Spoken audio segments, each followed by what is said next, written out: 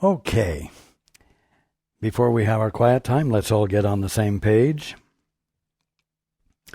If you're reading from the Sparkly Book, it's page 390, the last paragraph. If you're in the second edition, it's page 341, paragraph 5.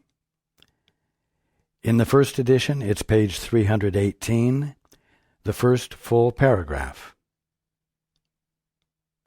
In the JCIM, it's page 164, the third paragraph. And if you're reading from the CIMS edition, it's page 328, paragraph 47.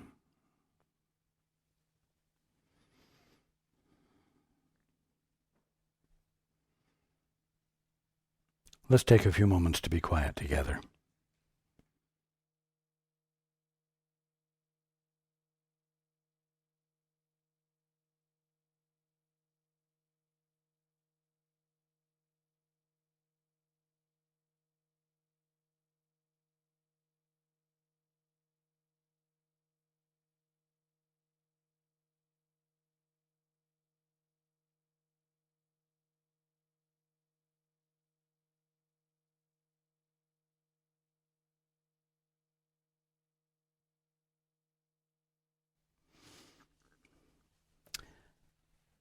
Good evening.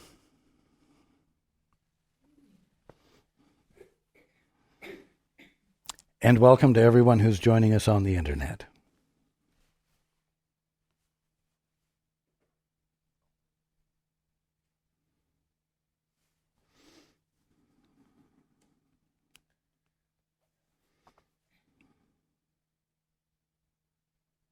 We're going to go right into the book tonight. To everyone, heaven is completion. There can be no disagreement on this, because both the ego and the Holy Spirit accept it. They are, however, in complete disagreement on what completion is and how it is accomplished. We have two key points now. The Holy Spirit knows that completion lies first in union. The first part of the two-step, right? And then in the extension of union, which is the second part of the two-step.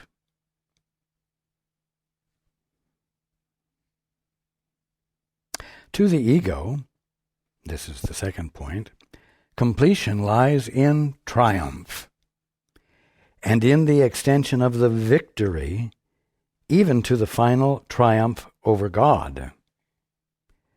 In this it sees the ultimate freedom of the self, for nothing would remain to interfere with it. This is its idea of heaven.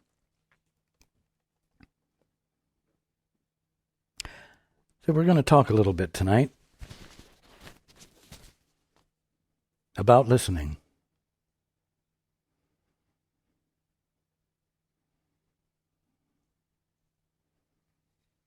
About how important it is,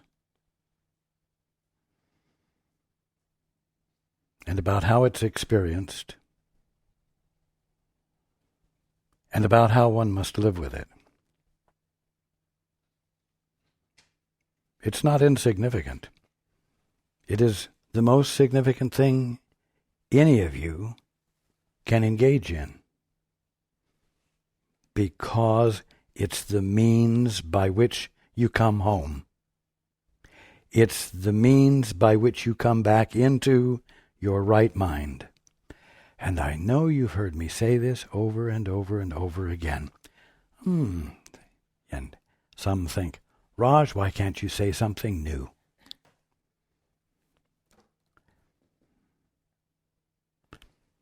When it's time to say something new, I will say something new.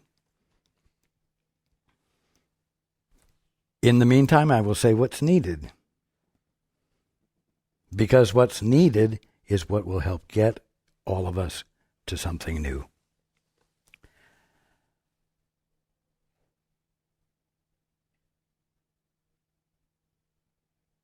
arriving at completion is accomplished by silencing human will, silencing your personal, private intent, and reaching outside of it, reaching out to God, or reaching out to the voice for truth, which is the voice for God, which is the Holy Spirit, which is nothing more than your right mind, your sanity.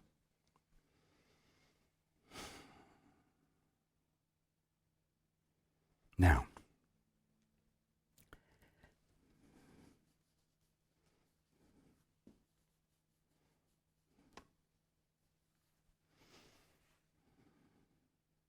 I've talked in the last few weeks about the fact that when you listen and you hear, you may not be happy with what you hear. And the simple fact is that others may not be happy with what you hear either. And so listening will either be something you abandon because it's too much work, or it's something you will become even more intent upon. I did not say intense.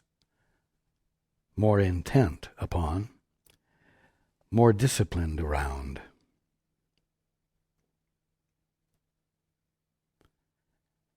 And in spite of the distress you might be feeling or the distress others might be feeling, you will step aside from the emotional reactions, and in the quietness of your being, in the quietness of your mind, you will persist even further in listening.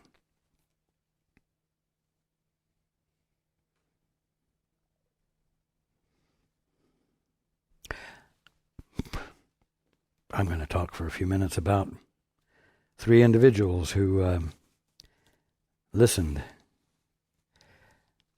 And, if you ever wonder how hard you should listen, how intently you should listen, think of these 3 individuals.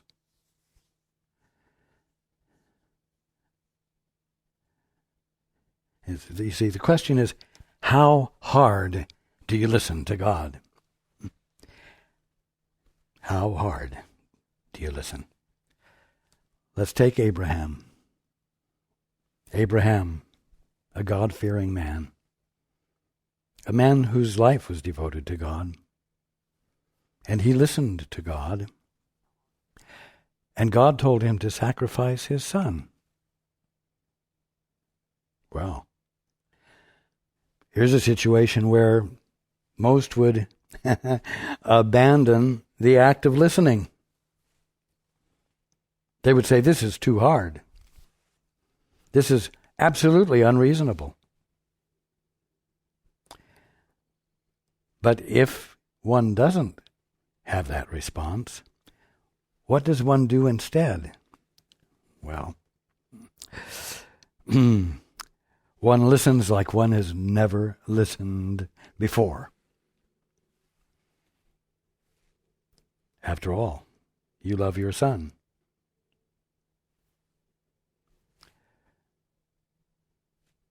The last thing you would consider would be to sacrifice him, even for God. And yet, if your commitment is to God, you're going to listen further. And you're going to have to come to a point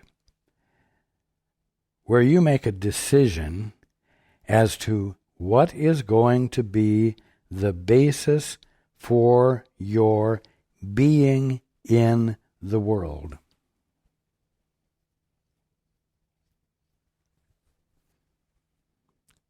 Is it going to be the Holy Spirit's viewpoint, or is it going to be the ego's viewpoint?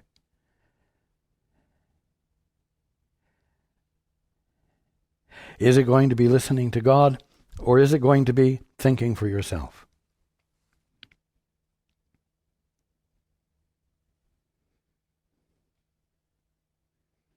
when it comes to sacrificing your son or daughter or a loved one, you had best listen like you've never listened before. Now, I don't mean that as a threat. What I mean by that is you will need to let the guidance you've received lead you to a level of honest listening wherein you are providing no distractions to become the whole of your willingness, not willfulness, the whole of your conscious awareness, the whole of your commitment to the moment that is in front of you and the situation that is in front of you.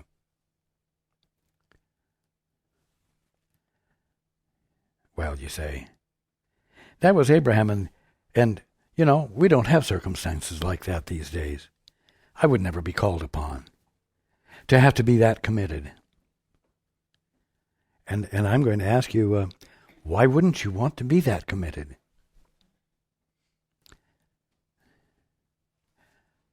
Why wouldn't you want to be engaged wholly, without reservation, in that place, in the silence, and in your desire to know of the Father?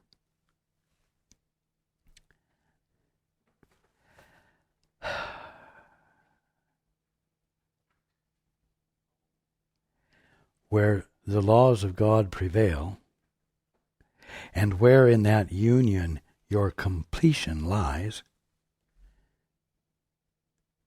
why would you not care to be there doing that if it meant waking up, if it meant uncovering to you the conscious experience of your completion, of your wholeness, of your perfection, in which that perfection can no longer seem to be violated, because herein is where the laws of God prevail.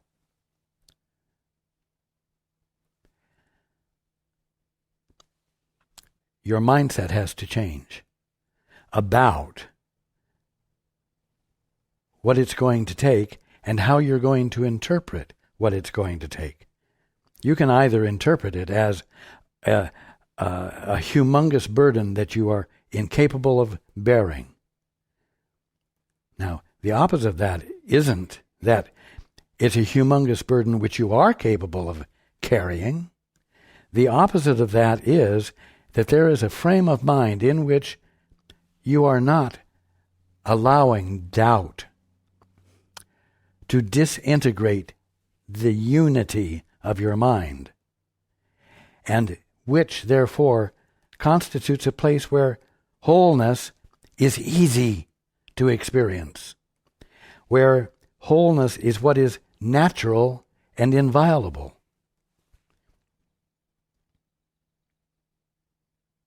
You have to arrive at the point where it's worth it to you to engage like that, because the experience that results is miraculous, truly miraculous.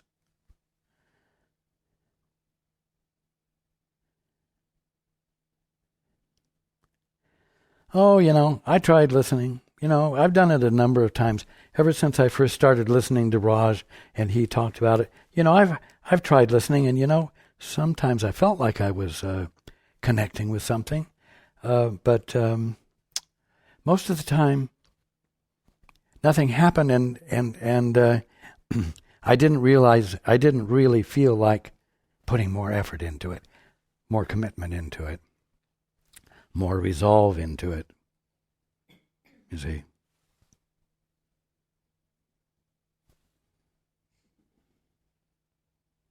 Okay. Let's take a look at someone else.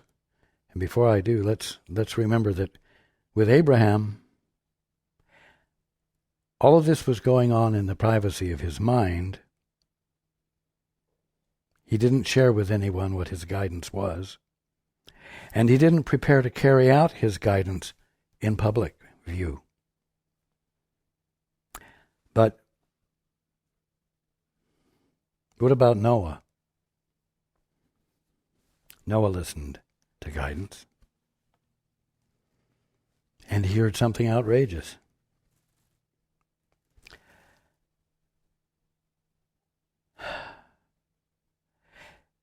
And his outrageous guidance couldn't be kept a secret.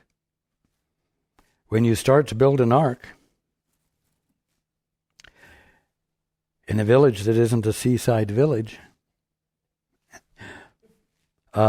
it draws attention, and it draws comments, and it draws ridicule, and it draws laughter, and it draws disagreement.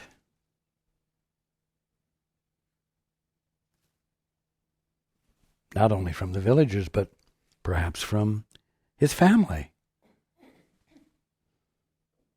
I mean, can you imagine that his wife didn't say something to him about what a fool he was making of himself and of her and of the rest of the household and family?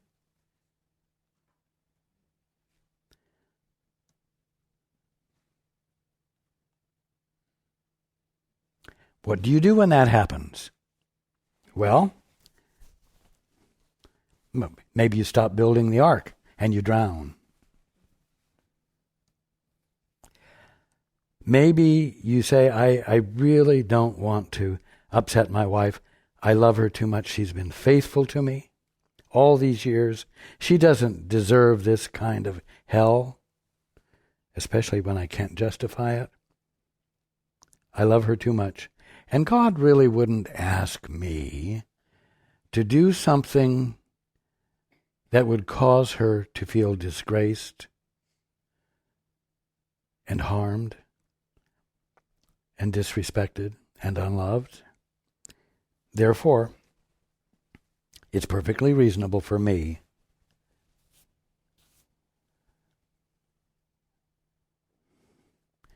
to stop this bullshit and fit in. But that isn't what he did.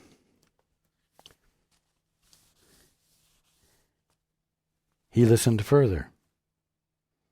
He listened further, made commitment to what he heard, found nothing more important in the world to do than engage in the two-step, go into the silence, ask of the Father or the Holy Spirit what was appropriate, what to do next. And when he heard, he either questioned it further and listened further, or, having arrived at a point of understanding, made resolve to act upon it and do it, which he did.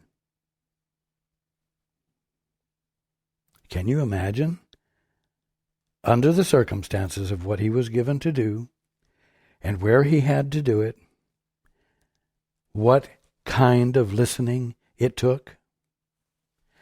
What kind of resolve it took? And again, is this more resolve than you're willing to do, to engage in? Is it a burden too heavy to carry? Or is it perhaps an opportunity to make a switch in yourself?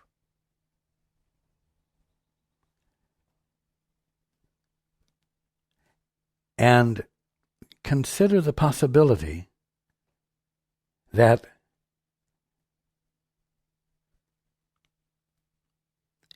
engaging in the resolve is to engage yourself in a state of mind and a way of being in your mind that it's truly your birthright to be involved in. And that because it's your birthright, it's the easiest thing in the world, even though it doesn't seem natural to you at the moment.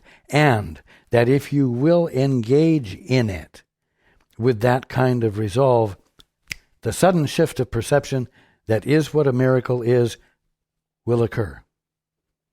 Or I'll say, can occur. And let there be willingness to find out if it can occur, if it will occur. Because after all, that's what the Course is about. This book that you love, this teaching that you've studied for years, it's about waking up.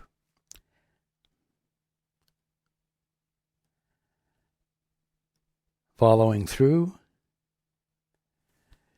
when you're really hearing, because under the stress of the circumstances, you persisted honestly and diligently. That's the fruit of it. The fruits of it is what it's all about.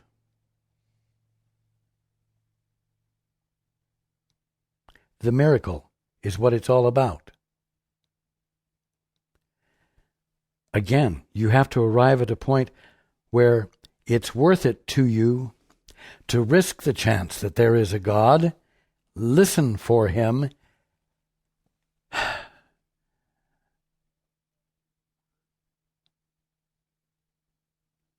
with all your might, with all of your capacity, and with all of your persistence. Now, the third individual we're going to look at is Moses. Moses listened. You think I'm going to talk about the 10 Commandments. Well, I wasn't. But he did listen, and he did receive the 10 Commandments, the laws of God that were needed at that point. And he brought them back down from the mountain.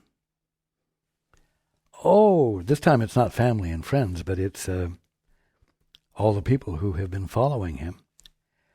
And they're too busy with ungodly things, we'll say,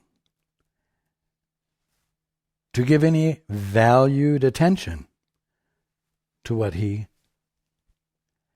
had the commitment to listen to or to listen for.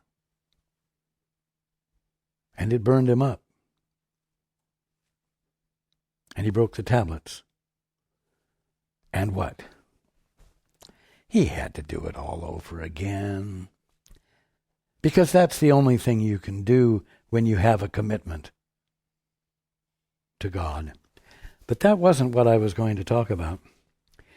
What I was going to talk about was the experience of coming up to the Red Sea with thousands of Israelites behind him, running from Pharaoh and Pharaoh's army. And he comes up, obviously from guidance, because they followed a pillar of light during the day, right? Devotion to the evidence of the Father's will was there. And now here they are, in front of the Red Sea. Pharaoh's army behind them. No place to go. Man, do you think he really listened at that point? You better believe it. Do you think you shouldn't, in this day and age, have to listen like that?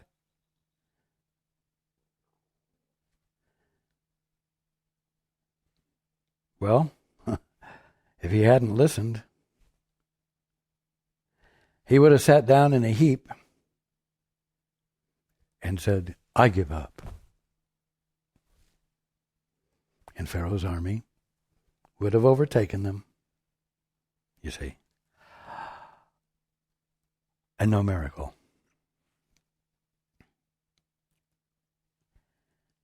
God, what are you doing? You brought me here, you brought all of us here to this dead end. And there's no way out from it. I know there's no way out from it. Are you loving God or not? Or am I just now finding out what you're truly like? Sneaky, dishonest, mean, spirited. You just love to taunt us with the possibility of good. And then you lead us up to a dead end. That's not listening. That's doing a hell of a lot of willful talking and willful self-assertion. But you know what? It's when you're at that point where everything in you says that what is ahead of you is impossible, that listening allows for the demonstration of God with us. The Father's perspective. Your sanity coming through the voice for truth to you.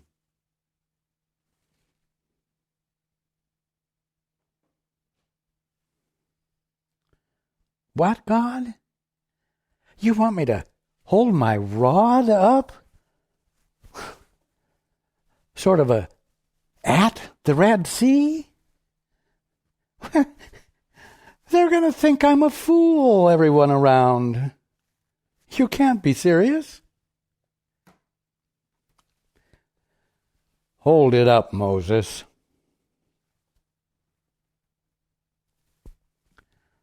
And the impossible happened.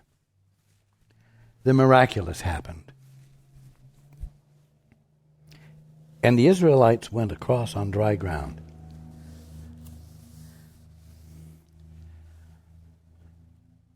This is the way the two-step works.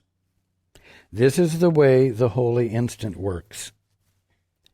And if in the process you find yourself a little bit or a lot inconvenienced and put in a position that goes beyond any capacity you think you have, stick with it, because that's where the pearl lies. That's where the answer is. And what's the answer? It's that which undoes the impossibility.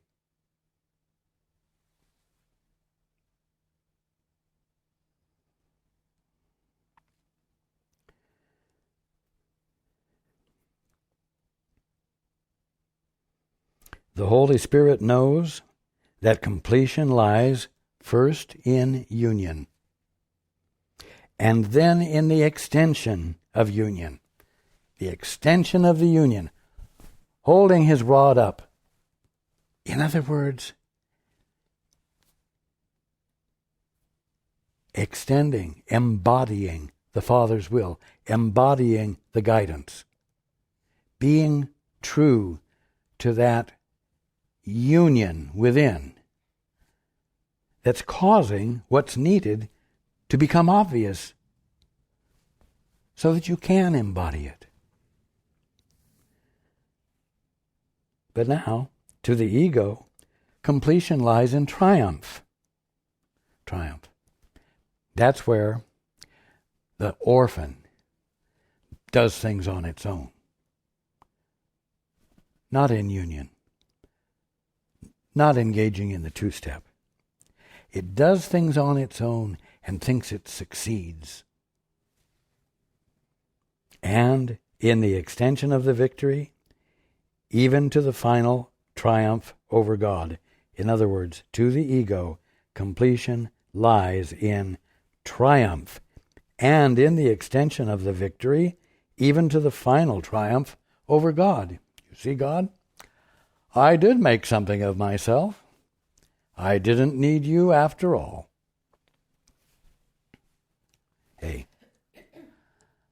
Moses did that too. He was frustrated, as you and everyone else, including Paul, become frustrated. His people needed water, and there was no water. And so,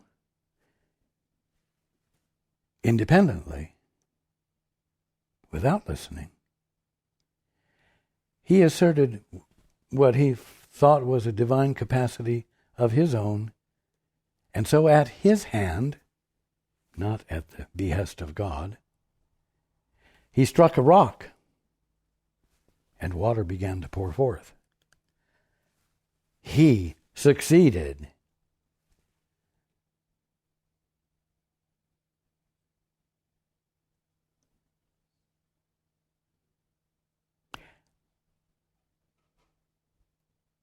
And you know what? He did it without God. In this, the ego sees the ultimate freedom of the self, for nothing would remain to interfere with it.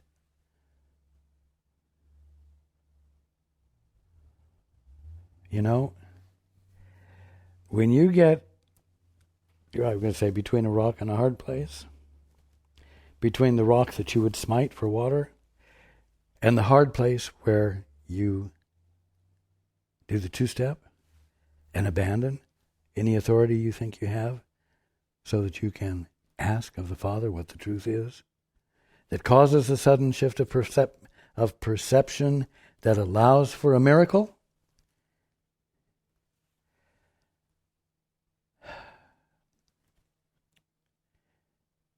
When you're in between the rock and the hard place, choose for the hard place. Choose for the place where you must bring further commitment to your listening, so that in the further abandonment of your inclination to act on your own, you become truer to the will of the Father in you, that is you. And in becoming truer to the will of God in you that is you, you feel the cohesiveness, you feel the unity, and you feel the completion. And the miracle, the blessing, occurs. The ark carries everyone to safety. The Red Sea parts, and you pass over safely. Or your devotion to God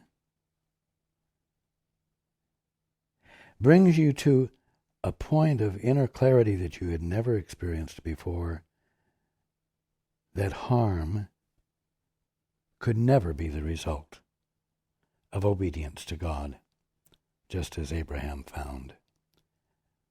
So that his commitment was,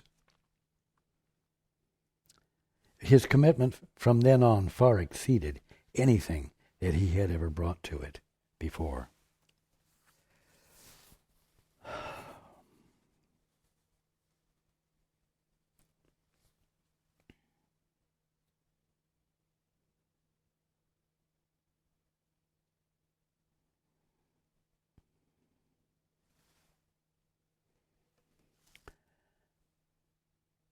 I'm sharing this because that's where we all are in our learning. And that's what's here to be learned. And I'm also sharing it because it's where Paul is. And wherever Paul is a place that all of you are, in one way or another.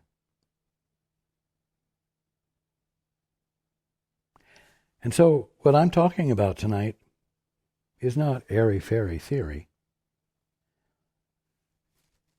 It's a very practical truth for Paul and every one of you today, tonight, this morning, wherever you happen to be on the globe, whenever you might be hearing this.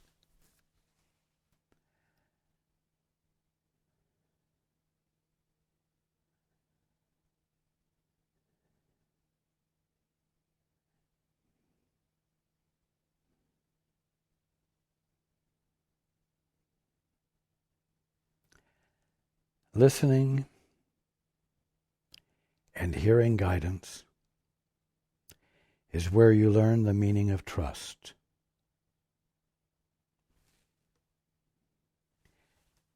And if you do not bring trust into play, you will never learn what is really trustworthy.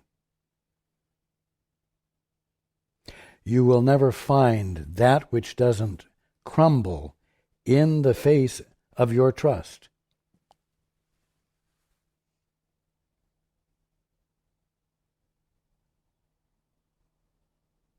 Without trust, you won't really yield.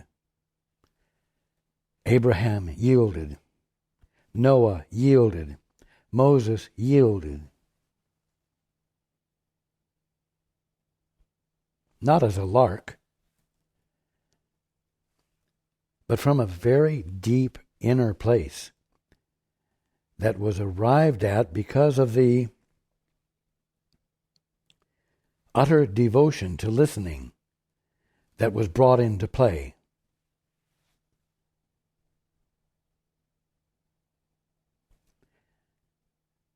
Now, don't make too much work out of this. The utter devotion to listening. You know what? If you utterly abandon the distractions to listening, listening is deep. Listening is full. Listening is ultimate. Not because you're doing something with great intensity, but because you're neglecting to do anything that covers up the miracle. So like I said, don't make work out of this that isn't required. But do realize that it is going to take some discipline.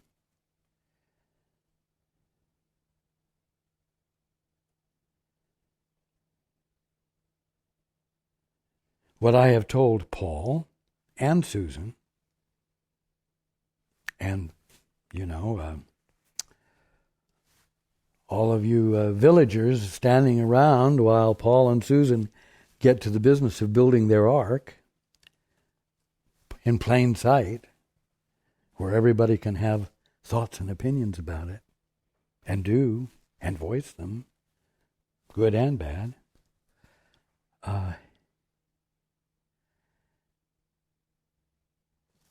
What it calls for is for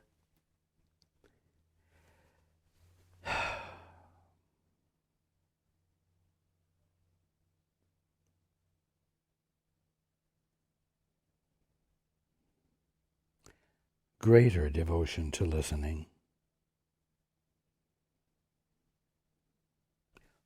on Paul's part and on Susan's part.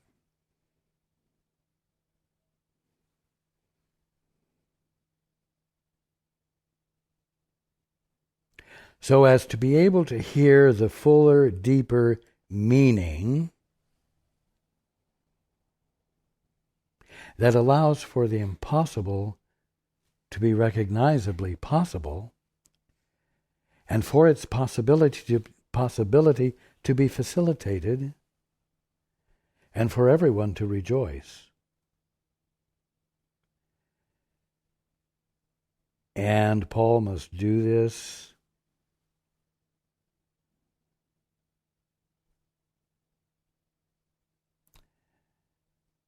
daring to believe that that degree of listening will not make a fool out of him, and will indeed uncover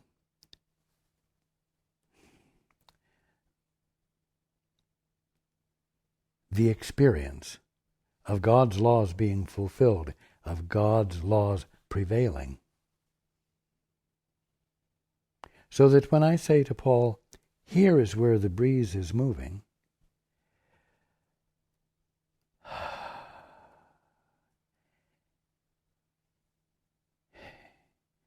he will become as flexible as the breeze, as easy as the breeze. It's not a hurricane, it's a breeze. It seems to have no force to it. Yet I have likened the breeze to the movement of creation.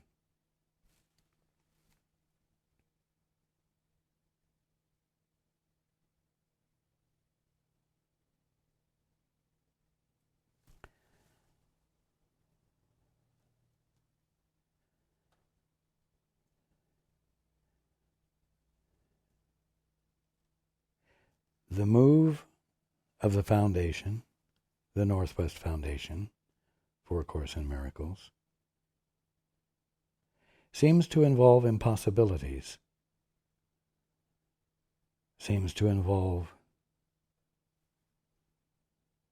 controversy, seems to involve dissonance, disagreement, bad feelings and good feelings.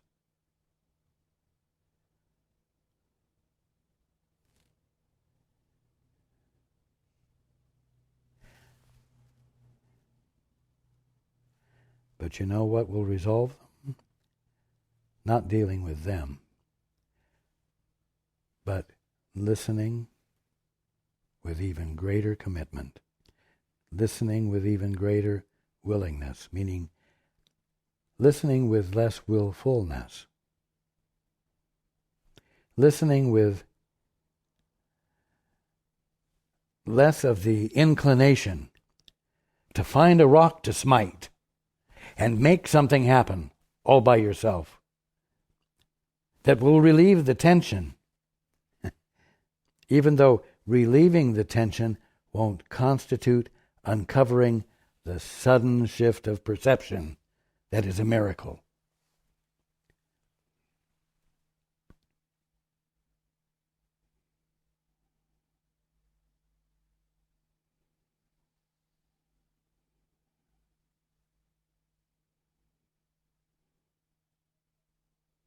The dynamics around the foundation's present location, with the street and the shrubbery being torn up and the noise and the dust and everything else, has been disturbing. And Paul found himself becoming significantly reactive. It even surprised him that he was bothered that much. And in fact, this afternoon, he seriously wondered whether he would be able to carry out the study group this evening.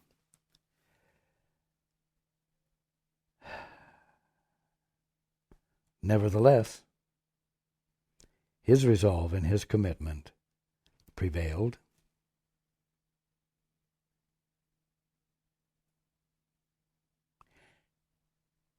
And as a result, he has learned and is in a different place.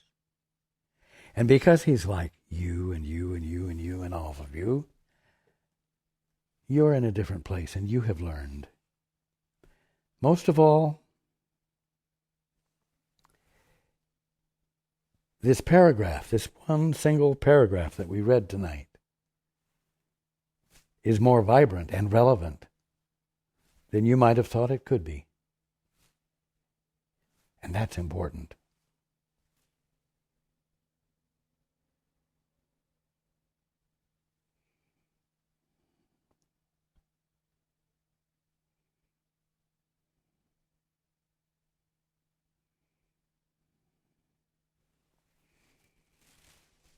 I love you all.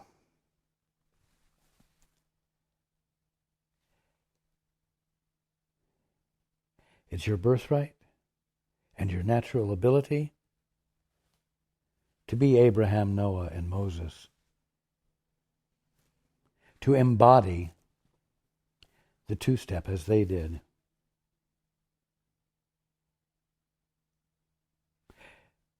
And to persist when you're between the rock and the hard place in choosing for the hard place, choosing for yielding to the Father's will instead of yielding to the temptation to take things into your own hands, and to yield to the Father's will as though your son's or daughter's life depended on it.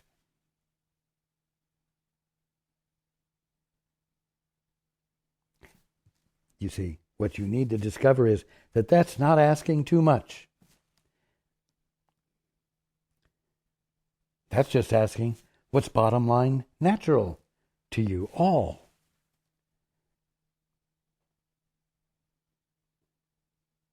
Something you're all capable of. I look forward to being with you next week.